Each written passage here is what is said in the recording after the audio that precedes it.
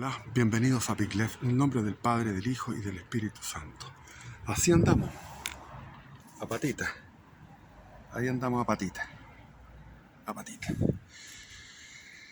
Estoy con un dolor permanente en las rodillas y cuando hablo de esto no es para que ustedes empiecen a darme consejos. Este viejo hay que decirle que se ponga tal pomada o que tal... No, huevones. No. Empecé a correr a los 13 años. A los 13 años y medio. 1973. Y empecé a correr y fui un Forrest Gump chileno. Corrí 40 años, hasta el año 2013. Hasta el año 2013, 40 años. Y eso es algo que no se debe hacer. No se debe hacer. Porque los cartílagos sufren un desgaste como los neumáticos de un coche. Entonces, cuando yo hablo de estas cosas, es para empezar a calentar mi cerebro. Lo mismo que ahora estoy de noche, podría andar de día, que el día es mejor, pero ando de noche porque estoy tomando una pastilla que es para la alergia al polen, porque está lleno de polen. Entonces esta pastilla en la mañana ando completamente ahuevonado, no puedo hacer ningún video. El otro día de milagro hice el video de Agualongo y doy gracias a la gente que siguió Agualongo y tiene 1000 vistas, que es harto, para temas tan específicos. Cuando uno hace temas muy específicos en YouTube, es así. Hay poca gente, pero igual ahora hay muy buena respuesta y gente que sigue esos videos. Y como les mostré en un video, fui a la conmemoración del 11 de septiembre. Y ahí me encontré con dos personajes, conversé con dos personajes activos, pinochetistas, y me di cuenta que nosotros constituimos una torre de Babel. Por todos lados hay torre de Babel, o sea, lenguajes que no nos entendemos. Nos podemos entender, por ejemplo, que Pinochet fue lo que fue y todo lo demás, pero después tú profundizas un poco más en la parte de lo que es la historia. La gente habla y se tira un peo, habla y se tira otro peo, y después se tira peos churretes. ¿Por qué? Porque hay una... nadie puede estar tan metido en la historia como yo. Ese es mi problema. Si ustedes pudieran encontrar a un chileno que sepa más de Chile, ese soy yo. No hay otro que pueda saber más que yo. Oye, me van a decir, este weón es un farsante, es un creído. No, miren, yo les digo una cosa. Yo nací en una familia fascista, nacionalista, patriótica. Por lo tanto, el conocimiento de meterme a los 8 años, a los 8 años con un libro específico, después otro a los 10, pero más o menos como a los 10, 11, empecé a leer a Francisco Encina, que son muchos tomos. Entonces, era un cabro precoz, pero siempre me interesó la historia de Chile, la geografía. Yo puedo dibujar un mapa de Chile con las ciudades, con los límites regionales, los límites provinciales. Eso es más difícil, pero bueno. Los ríos, los volcanes más importantes, y puedo ir dibujando el mapa completo de Chile. Y lo dibujo porque además he viajado 1000 veces por aquí y por allá, en distintos episodios de mi vida, con distintas relaciones, conociendo el pueblo y conociendo la burguesía, proletariado, pequeña burguesía, de todo, las comunas de la capital, etcétera. Y por eso que he sufrido muchísimo también, porque hay que sufrir mucho por ser chileno.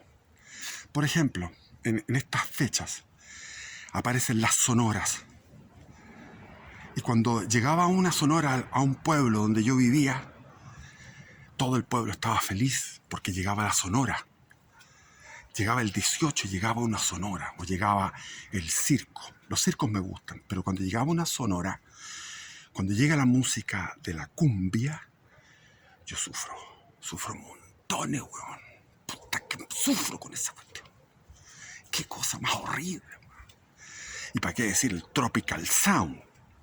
He ido a lugares, encuentros, fiestas costumbristas, donde uno paga 4 lucas, en aquellos tiempos mucha plata, y queda con la guata mala porque la comida mala, y los tipos llegan, unos tipos disfrazados de cowboy, unos tipos chicos disfrazados de cowboy con unas chaquetas con flecos, con una guitarra eléctrica y unas trompetas y una música horrible y toda esa cosa. La cultura huachaca que llaman, a mí me atormenta y he sufrido muchísimo. Entonces me va a decir, oye, ¿cómo eres tú así, clasista y la cuestión? Pero es que si tú pones la música clásica, la gente se pone frenético. Yo lo experimenté algunas veces, pude hacerlo. Iba con obreros que yo estaba a mi cargo, yo era jefe de esos obreros, habíamos hecho una jornada, unas horas extras, ya era de noche, y íbamos en el bus y puse Juan Sebastián Bach. ¡Apaguen esa música! ¡Qué asquerosa! O sea, perturba. O algunos dicen que le da sueño. O sea, para mí Sebastián Bach me da alegría, me da gozo, me da paz. Y si escucho rock, puedo bailar y puedo estar, por ejemplo, con un David Byrne, Talking Heads. Puedo bailar toda la noche. Pero tú me pones una weá de cumbia, no puedo. Y todo el rato me encontraba con el Américo, por todos lados el Américo, que canta bonito parece, porque todo el mundo lo celebra. Entonces tuvimos un encuentro de los ex compañeros del colegio.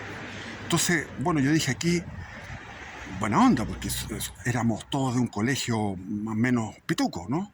Un buen colegio, pero todos con el Américo se pusieron a bailar el Américo. En todas partes, el perreo. ¡Wow! Entonces, estamos en una Torre de Babel porque yo me hago amigo de gente que me sigue en el canal y nos hacemos amigos, nos hacemos amigos, entonces ahí uno conversa más en detalle. Y ahí en ese detalle me doy cuenta, oye, este weón es como libertario. Este weón sigue canales nazis. Este weón le gusta carrera, fanático de carrera, etcétera. O sea, este weón no es católico. Este weón le gusta el judaísmo. Y me he encontrado con dos. O sea, tengo uno que se hizo amigo mío y cuando estuve el 11 de septiembre ahí, me quedé hablando con un cabro joven de unos 30 años, pinochetista, y del judaísmo. También judío. Pero por favor, no. Te encontrás con los protestantes y tienen la misma convicción que los comunistas, que es una convicción intelectual. Los protestantes. Los liberales, lo mismo. Por lo tanto, yo he cachado que hay una tríada, o sea, hay una trinidad maldita. ¿Cuál es la trinidad maldita? El protestantismo, el liberalismo y el marxismo. Y esos tres fenómenos de deconstrucción filosófica y de deconstrucción de la verdad, porque todo comenzó en ese 31 de octubre del año 1517, con Lutero clavando. Se supone que eso fue verídico, pero hay algunos historiadores que dicen que no hay ningún documento que certifique aquello. Ni siquiera las cartas de Lutero. Bueno, se supone que eso pasó el 31 de octubre, que es el día del demonio, el día de las fiestas, era el día de las fiestas que practicaban los druidas y los celtas, que eran para los donde se rendía culto a los antepasados, a los espíritus de los antepasados y a los demonios. Entonces la iglesia puso inmediatamente el día 1 de noviembre la festividad de Todos los Santos, para poner encima una bota encima de eso.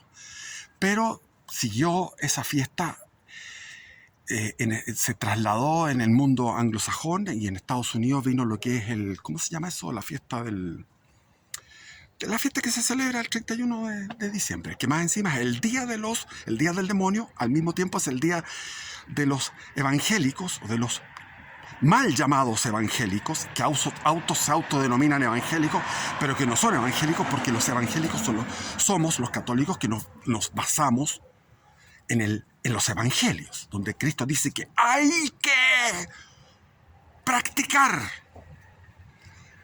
Y Lutero se basa en una carta a los romanos, donde él interpreta que somos una naturaleza tan caída que nadie no tiene rescate, que todo es gracia. No hay acción nuestra. Se rompe, se machaca, se destruye el misterio en que está la libertad del hombre en comunión con la gracia. Eso fue lo que hizo Lutero. Entonces Lutero genera la primera gran revolución, la primera insubordinación satánica que fue contra la Iglesia, que era la que tenía el magisterio, la tradición, que venía del siglo I, que venía de los padres de la Iglesia, porque los padres de la Iglesia se educaron 20, 30, 40 años con los apóstoles, y los apóstoles se educaron con Cristo. Y cuando uno lee los textos de los padres de la Iglesia, son textos católicos, donde hay bautismo, confesión, hay misa, transubstanciación, etcétera, etcétera. Entonces, comienza con Lutero. Y después Lutero desencadena unas fuerzas infernales, o sea, destapa una caja de Pandora gigantesca y comienzan las guerras. Las guerras europeas, las guerras que había en el medioevo eran guerras limitadas, con ejércitos limitados, pero aquí viene una guerra por la verdad. Viene la guerra de los 30 años, la paz de Westfalia, donde son derrotadas las fuerzas católicas. Las fuerzas de los Habsburgo, las fuerzas españolas son derrotadas por los suecos, por los franceses traidores al catolicismo, que los reyes franceses no les costaba nada aliarse con los otomanos infieles y con los protestantes para combatir a los Habsburgo. Y continúa esto, y viene en Inglaterra Thomas Hobbes, un filósofo que destruye toda la filosofía anterior, que estaba basada en el ser, en el ente, en el ser, en el sentido común, que venía de Aristóteles, y Aristóteles fue perfeccionado por el gran doctor angélico Santo Tomás de Aquino en el siglo XIII. Y estaba toda la filosofía escolástica, que era una filosofía del sentido común, de que, claro, nosotros nacemos buenos, pero con el pecado original. O sea, es algo que sí y no. Sí y no. Pero Thomas Hobbes dice, no, el hombre es un lobo del hombre. Por lo tanto, hay que construir un leviatán, una fuerza poderosa, acorazada, que es el Estado moderno, que protege al hombre de la violencia de un hombre contra otro hombre. Y después viene Rousseau y se va al otro extremo. Dice, no, el hombre nace bueno, pero en todas partes la sociedad lo pervierte y lo encadena. Y aparece John Locke, aparecen los puritanos. Los puritanos que eran puritanos no por ser puritanos de costumbre, sino que por purificar a los anglicanos de todo vestigio de catolicismo. Y vienen las limpiezas étnicas, que eran limpiezas católicas. Vienen mortandades, genocidios, varios genocidios en esa isla, que era la isla de Gran Bretaña. Y ahí en esa isla se va generando por etapas una unión siniestra entre los puritanos, que eran en el fondo calvinistas, que creen en un Dios horrible, que es peor que el Dios Alá, que el Dios Alá de los musulmanes es arbitrario, pero el Dios de los calvinistas es un Dios horrible, es un Dios que te predestina a 2/3 de la humanidad, 2/3 de la humanidad las predestina a la condenación eterna, predestinados. ¿Y cómo tú sabes que puedes llegar a la salvación? Porque tú puedes intuir y atisbar, entrever cómo tú eres el predestinado, porque tú tienes riqueza. Si tú tienes riqueza, tus hijos te salen sanitos, bonitos, y los mandas a buenos colegios, y tienes toda una serie de ventajas mercantiles y financieras, eso es señal de que tú estás predestinado para la vida eterna. Por lo tanto, ahí nace el materialismo, el individualismo del capitalismo anglosajón. Y viene la famosa revolución gloriosa, que no fue revolución ni fue gloriosa, que tomó el nombre del glorioso, que el único glorioso es Dios, no una revolución, una fucking revolución, donde finalmente se llama a los judíos que habían sido expulsados de España, que estaban en Ámsterdam, y se los llama a Londres. Y también se llama a otros que no eran trinitarios, y se va solidificando una mixtura de ideas, una mixtura de herejías para salir en el 1717 la fundación de la primera orden, de la primera logia masónica. Y de ahí viene todo el siglo XVII, el trabajo del siglo que se llamó de las luces, la ilustración, la masonería y el sionismo, avanzando, y van transformando el mundo. Y el mundo lo transforman, y en este momento todo es eso. La gente funciona con liberalismo y marxismo, nada más. Liberalismo y marxismo.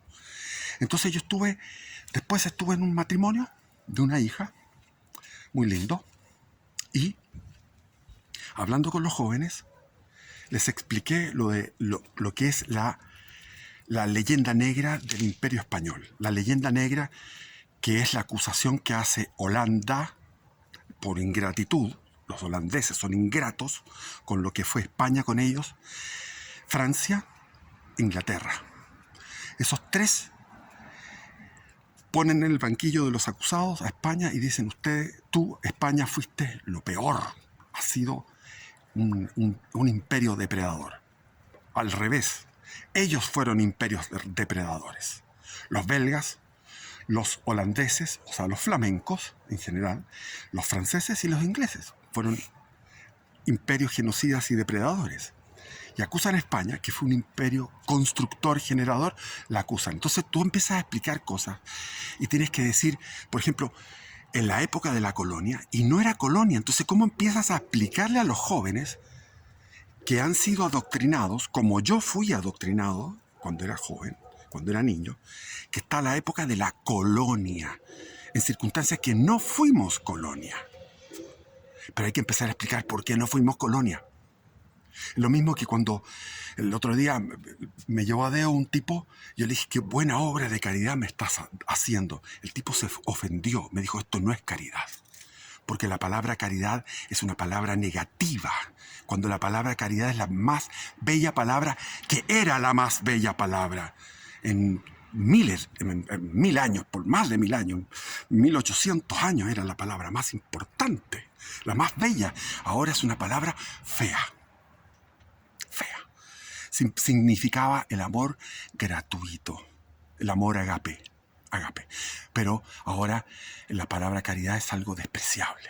Y si tú dices: qué bellos son los dogmas de la iglesia. Dogma es algo negativo, porque la palabra dogma ha sido repetida de forma negativa durante cientos de años. Entonces respiramos y exhalamos liberalismo, materialismo filosófico, individualismo, hedonismo, moral. Respiramos y exhalamos marxismo cultural. Comemos y cagamos marxismo cultural y liberalismo. Entonces los cerebros de estos jóvenes, que son buenos jóvenes, pero ellos están metidos en su perreo, en su música, que es horrible, porque esto de las celebraciones del 18 es algo espantoso. Tú no puedes escaparte de eso. Después del matrimonio, al día siguiente, esto fue en el Cajón del Maipo, me fui por el Cajón del Maipo a recorrer y me di cuenta que estaba lleno, pero lleno de autos, de miles de personas, todos comiendo, todos haciendo asado, todos los restaurantes del Cajón del Maipo hasta San Alfonso, después más allá, hasta los Baños Morales, todo lleno de gente. Disfrutando, gozando. Estamos en una época donde abunda la comida, por eso que nadie se revela, porque están todos con iPhone, están todos con celular, están todos conectados, están en un ritmo trepidante donde el misterio divino está ausente, entonces yo les hablé eso y me miraron, sobre todo había uno que trabaja en la Reinvial, que es una cuestión de finanzas. Entonces el tipo de haber sido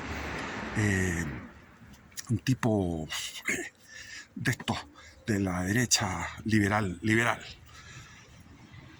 Me miró con una cara, este güey está loco. Finalmente sentí el rechazo, la sorpresa, cuando yo les dije que los indios, los negros, los mulatos y los esclavos peleaban por el rey de España. Como que no entendieron nada. Dijeron este gallo, ¿pero dónde eso? Eso es falso. ¿De dónde sacas? ¿Qué fuentes sacas? ¿De dónde sacas que Simón Bolívar así? Eso lo saco de los mismos generales de Bolívar, que después de viejo escribían todas las atrocidades que se hacían. Entonces, me di cuenta que estamos sumergidos en una cultura, y muchos de los que me están escuchando ahora están en esa cultura, que es la cultura liberal, hedonista, individualista, materialista, donde se ha desconstruido la filosofía eterna, que era la filosofía del ser, la filosofía escolástica, la filosofía de Santo Tomás de Aquino, ha sido deconstruida, aislada, cancelada, y ¿qué es lo que hay ahora? Todas las filosofías incongruentes, contradictorias, que están rigiendo en este momento. Y todo el mundo respira eso. Y respira algo que es luciferino, que es la rebelión del protestantismo, incluidos católicos. Todos están en un planteamiento de que yo me entiendo solo con Dios. Y Dios conmigo y yo soy bueno, o Dios, qué sé yo. Es diálogo. La cosa protestante está metida, 100%. El protestantismo en la Iglesia Católica en todas partes. Y está metido el liberalismo por todos lados. Adoramos la democracia, adoramos la república, adoramos el voto. Tienen que consultarme a mí porque yo soy importante, yo voy a votar. Mi voto es importante. Huevones. La última vez que yo voté por un candidato a parlamentario, dije yo, bueno, ¿por quién voto? El de la Unión Demócrata Independiente. Llevaba 20 años votando por la Unión Demócrata Independiente. Entonces dije, ¿qué es este gallo? Se llama Guillermo Ramírez. Ya, le puse la raya. Y Guillermo Ramírez no ha hecho nada de lo que yo pienso. Porque estamos en una torre de Babel. Uno vota por una lista de un candidato y se supone que mi voto es importante. No es importante, lo importante es el candidato que pone el partido. Y lo importante es lo que piensa Guillermo Ramírez, que ha traicionado todas las ideas de la derecha. Y yo voté por él. ¿Voy a volver a votar? Ni cagando, no vuelvo a votar. He votado toda mi vida. La primera vez en el año 78, por un plebiscito, por las Naciones Unidas, que castigó al gobierno de Pinochet, al gobierno de la Junta Militar. En aquellos tiempos todavía no era el gobierno del presidente Pinochet, porque Pinochet comenzó a ser presidente electo y constitucional el 11 de marzo de 1981. Pero esto fue en el año 78, donde salimos a votar en contra de las Naciones Unidas. Después vino el plebiscito por la Constitución en el año 80, etc. Y he votado todas las veces. He votado siempre. Y ahora no voy a votar nunca más. Se vayan a la mierda con sus votos, culiados. Si no hay representación. La adoración de la democracia, la adoración de la república, como un dios. Terminamos en puros partidos políticos y una élite que es peor que la nobleza que era antigua. Era peor que esto. Entonces, ahí está el cine que te cuenta todo un panorama. Bueno, entonces estamos con esos tres. Y el neomarxismo. El neomarxismo es la quinta del postre. Y ahí viendo todo este Cajón del Maipo, decía, qué montañas más lindas tiene Chile, qué belleza de montañas. ¡Qué belleza! Unos roqueríos maravillosos. Los ríos que empezaron, venía un río acá, otro río acá, se juntaban. Un río transparente, otro barroso, unas cañadas, unas quebradas, unas hondonadas, unos árboles preciosos, todo lindo, lindo. Pero meditaba en esta gente. Toda esta gente sale a la fiesta y la fiesta es la alienación de lo que es la contemplación. Son incapaces de contemplar. El problema del ser humano actual es que todo es utilitario y todo va en función de algo práctico. Entonces todo está dirigido a algo práctico. Entonces, un segundo tras otro, una hora tras otra, un día tras otro, un mes tras otro, un año tras otro, todo está dentro de un utilitarismo, de algo práctico, de algo útil. Pero no hay contemplación. La contemplación es gratuita. La contemplación es como respirar. La contemplación es algo que viene fuera de ti. Entonces yo me siento solo. Me siento como el loco de la película. El loco, loco, loco. Porque digo yo, ¿cómo es esta cuestión? ¿Cómo es esto? ¿Por qué? O sea, tengo una soledad no externa, porque estoy lleno de gente. Siempre estoy acompañado. No es una soledad externa, es una soledad interna lo que yo tengo. ¿Por qué? Porque tengo la capacidad, tengo el don de tener una contemplación de la naturaleza y poder estar en silencio horas contemplando cómo el río va cayendo o contemplando cómo las olas se repiten una tras otra en la playa o en el roquerío, y puedo estar 4 horas ahí quieto. Almuerzo, descanso y vuelvo de nuevo a meditar, y puedo estar otras 4 horas en contemplación de la naturaleza y en el diálogo con Dios, en la comunión con Dios, y eso tengo ese don. Yo soy un hedonista estético y sublime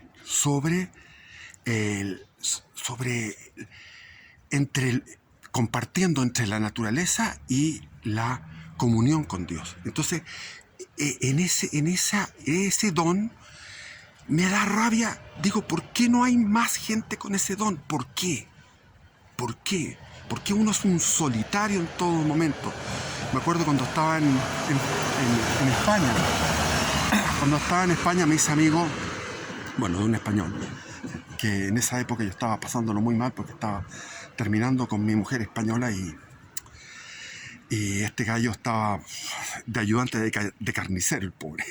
Y el carnicero lo explotaba y salía temprano. Yo estaba terminando mis exámenes, los exámenes de mi carrera de historia, con harta alergia, me acuerdo, porque era el final del año. Y yo le dije, me voy para Chile. Y él me dijo, pucha, qué pena que te vas, porque contigo tú me transmitías y vivía contigo una manera de vivir la vida intensa, llena de éxtasis, donde todo te parece maravilloso. Y nos íbamos, me acuerdo, a unos lugares de naturaleza, y nos bañábamos en una cascada, esto en Asturias, cerca de Oviedo, y de repente estábamos ahí. Llegaron a caballo un grupo de nómades que iban por las colinas, por las cumbres de las montañas. No eran colinas, montañas boscosas, y ellos eran de la isla de Pascua. Eran pascuenses que estaban recorriendo Europa por las montañas. Y con este amigo me despedí de él y me fue a dejar al tren. Tomaba el tren ahí en la estación de Oviedo para ir a Madrid y tomar el avión de vuelta a Chile. Yo sabía que no iba a volver, nunca más he vuelto. Me gustaría antes de morir ir a Asturias. Ojalá tuviera plata para eso. Pero sí, no tengo plata ni para sacarme un examen. Hoy día tenía que sacarme un examen a la rodilla. Me dijeron 169 lucas. Yo dije, ni cagando. ¿Para qué voy a sacarme el examen? ¿Para que me digan que tengo esto y lo otro? Si yo no me voy a operar, ni cagando. Yo no me gusta esta cuestión. Y si me muero, me muero. Y si esto, o sea, chao, no me interesa. Si me duele, me duele. Ahí está, lo ofreceré al Señor. Y mi amigo me fue a despedir. Estaba en la estación de Oviedo y de repente este gran amigo español, asturiano, va corriendo mientras el tren iba avanzando, iba corriendo y despidiéndose hasta que ya no dio más corriendo.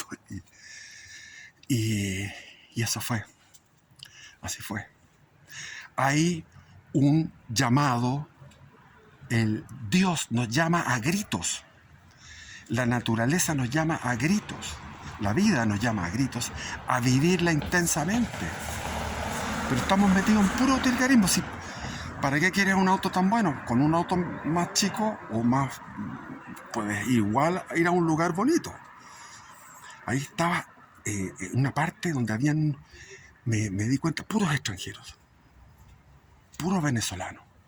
Y hoy día fui a la iglesia, quería orar. No, chao, no se puede orar en la iglesia, porque había música. Entonces me acerqué al sacristán, y el sacristán era un venezolano. Me dijo, yo no le voy a... usted es el que tiene que hablar con el padre, porque él lo manda, y ustedes son los que vienen a rezar, así que tú... O sea, así, el gallo pesado, prepotente, total. Siempre los sacristanes, esa gente que pulula en las parroquias, son medio siniestros, medio sórdidos. ¿Por qué eso así? Yo me acuerdo cuando estaba en Punta Tralca, habían las monjas también. Andaba con mis niños, yo andaba con mis dos niños. Yo lavaba los pañales, los colgaba, pañales de género, y los dos muy inquietos, los dos mayores. Y hice eso, me fui a Punta Tralca en aquellos años que estaban esas monjas, porque quería aliviar a mi mujer, porque había tenido a mi tercera, a mi hija Sofía, que es la tercera. Entonces le dije, tú acabas de parir, vas a amamantar, disfruta a tu hija, y yo ahora me voy a Punta Tralca con mis dos niños, para que estés aliviada, con los otros dos. Y ahí hacía de mamá, bueno, siempre hice de mamá todo el tiempo. O sea, yo no tengo problemas en lavar pañales, en limpiar todo, no tengo problema.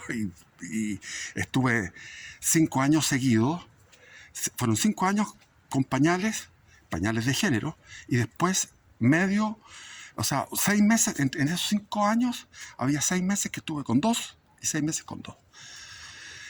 Y las monjas, me acuerdo que... ¡Ah, concha tu madre, perro imbécil! ¡Huevo! ¡Estúpido! Ya.